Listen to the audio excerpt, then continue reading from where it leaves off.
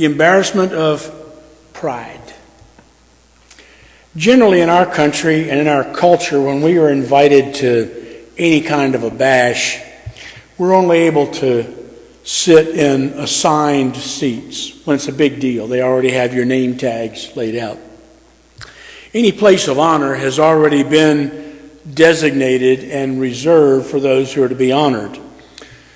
Therefore, it may be a little difficult for us to understand exactly what Jesus was saying to the people there in the lesson that he gave about the wedding feast and the seating arrangements. He told a parable to those who were invited when he noticed how they chose the places of honor, saying to them, "When you are invited by someone to a wedding feast, do not sit down in a place of honor, lest someone more distinguished than you be invited by him. And he who invited you both will come and say to you, 'Give your place to this person,' and then you will begin with shame to take the lowest place." If you were invited to a presidential dinner at the White House with many guests, and if you arrived early and was not escorted to an assigned seat, and you went up and sat in the seat next to where the president was going to be, you would eventually be told to move. That's not where you were supposed to sit. If this happened after the guests had arrived, it would be an embarrassment. This is the scenario that Jesus was painting for his listeners that day. He told them to not allow themselves to be embarrassed in front of everyone by taking the best place. Rather, they were to take the lowest place, and then they would be honored by being moved up in the ranks. How about, think about a potluck dinner. When we were younger and first starting out in that, we'd look at that table filled with food, and we would hope they would call us first that we could get up there and fill our plates. But the longer we've gone to potlucks, the more we've realized it's better to be last, because then you don't have to consider who's coming behind you. Fill your plate up. Jesus is speaking to something much deeper here, though, than simply choosing a place of honor.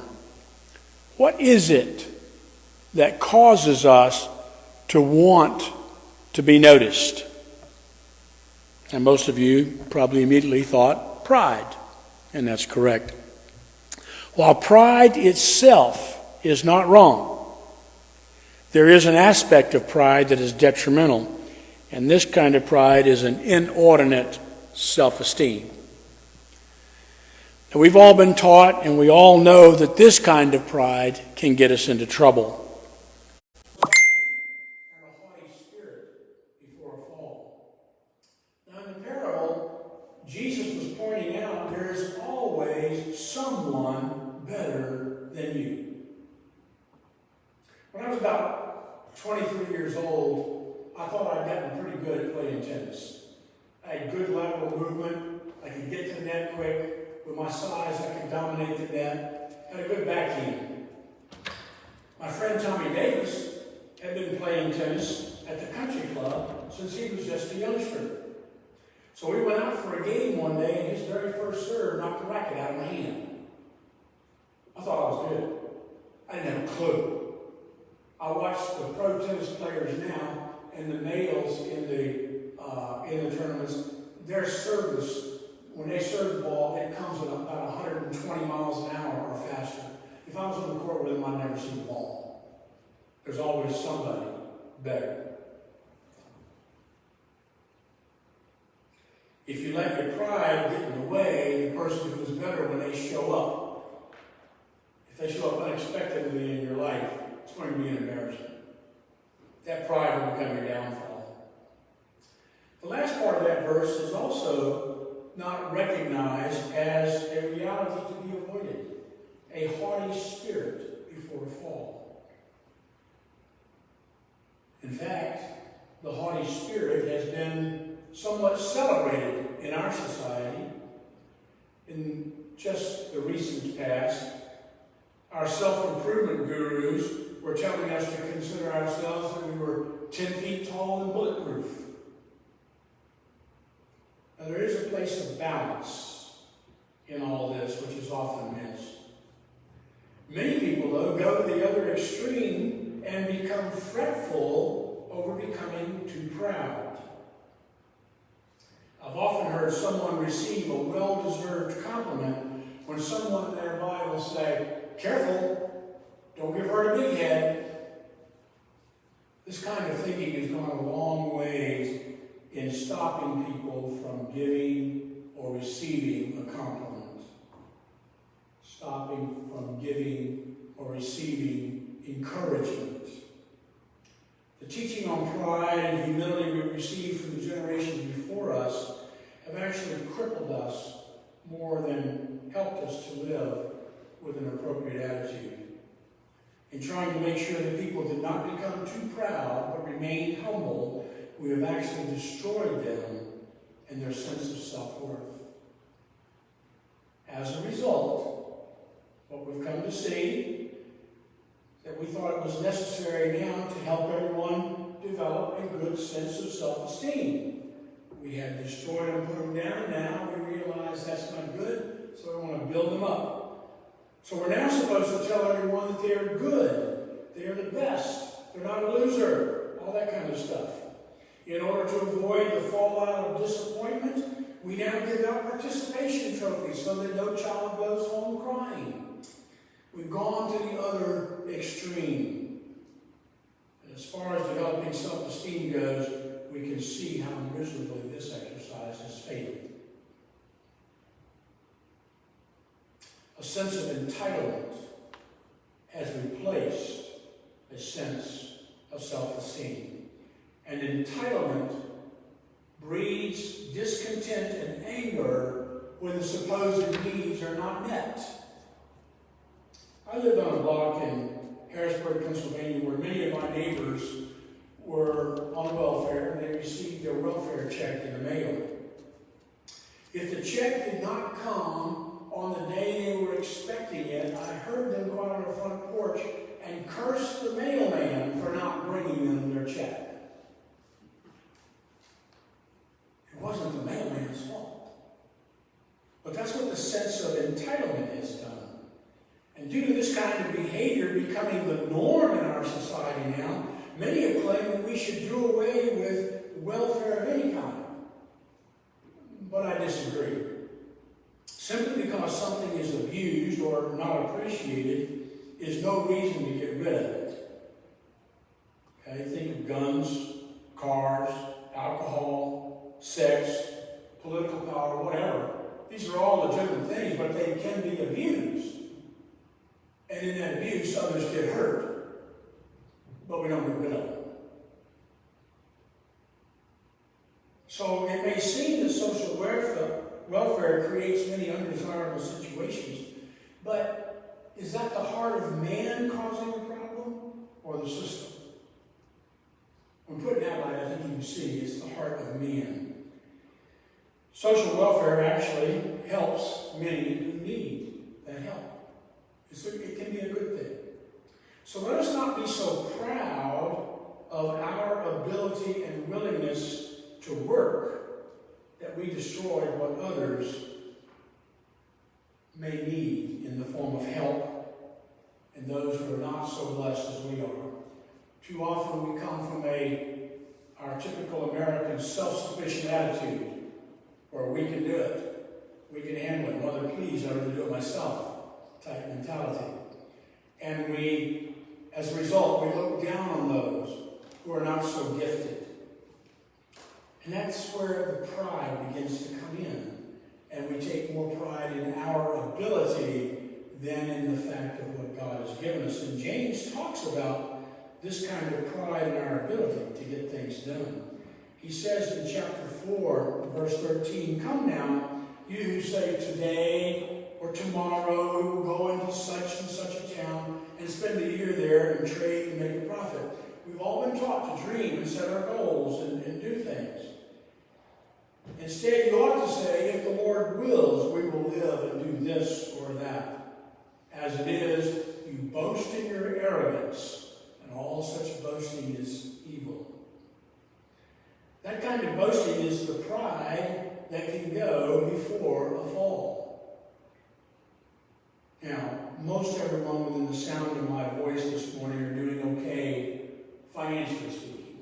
A lot of us are on fixed incomes, but we've learned to live within our means, and we have a margin of safety for any possible emergency needs.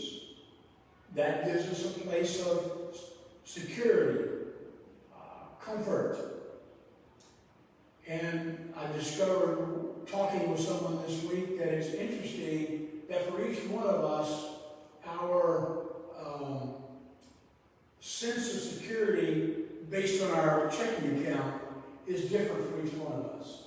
Some people get nervous when their bank account goes below $100,000. I've never seen $100,000. I don't know what that looks like. But I know some people get nervous when it gets down that low, or when their portfolio drops 10%. But that's their level of comfort. It's easy in that place to begin to take things for granted that everything will continue as it is. And that's what Peter was talking about when he warned us in his letter. They will say, "Where is the promise of his coming? For ever since the fathers fell asleep, all things are continuing as they were from the beginning of creation." Everything's the same. We're used to rises and falls in the economy, the ups and downs, the vicissitudes of life. We're comfortable with it. We grouse about it, but we know it's a part of the program. Peter then goes on to remind us that things are being held together by the word of the Lord. But the word of the Lord includes a time when all these things will disappear. And I wonder sometimes if we actually think about that. Because many of our economic prognosticators and forecasters are warning that our economy, as it is here today, cannot survive much longer as we continue to print money to prop up our declining gross domestic product. Otto von Bismarck, Chancellor of Germany, established the first modern welfare state in the late 19th century. And history shows that at the beginning, it was a good thing, but slowly became a bad thing for Germany. We've all heard the stories where a wheelbarrow of money could buy only a loaf of bread because things were so bad. And so what are we doing that's any different? The BRICS countries of Brazil, Russia, India, China, and South Africa are all actively working together to destabilize the American dollar. The dollar is slowly losing its ground as the standard for the world market. Given our sense of pride as the power of the world, coupled with our population's sense of entitlement, along with the ever-increasing desire to accommodate every possible squeaky wheel demanding attention, we are also on the downhill slide towards destruction. We can see the change on the horizon, and we're hoping for certain people to get elected at a certain time to change things. It might. Will it be a temporary fix? Who knows? Our debt is so heavy now. That's part of the problem with the recent executive order. It only increases our indebtedness. But since we don't have a gross domestic product anymore, where is the money coming from? Will we try to maintain our pride of position, or will we humble ourselves under the mighty hand? The people who know their God shall stand firm and take action, and the wise among the people shall make many understand.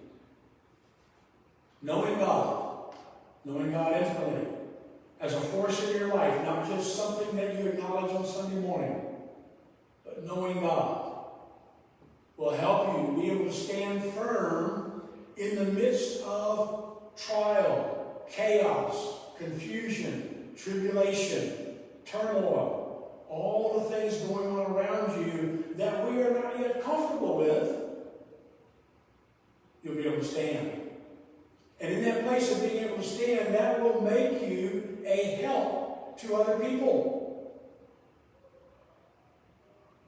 They will see your strength. They might not understand it, but they will see it. Daniel was prophesying about a time of severe testing on the world.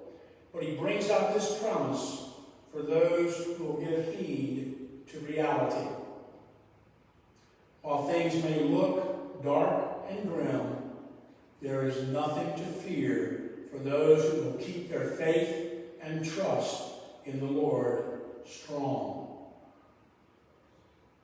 May you, brothers and sisters, this morning, keep your faith, your trust strong, so that pride does not bring you down with the others. Amen.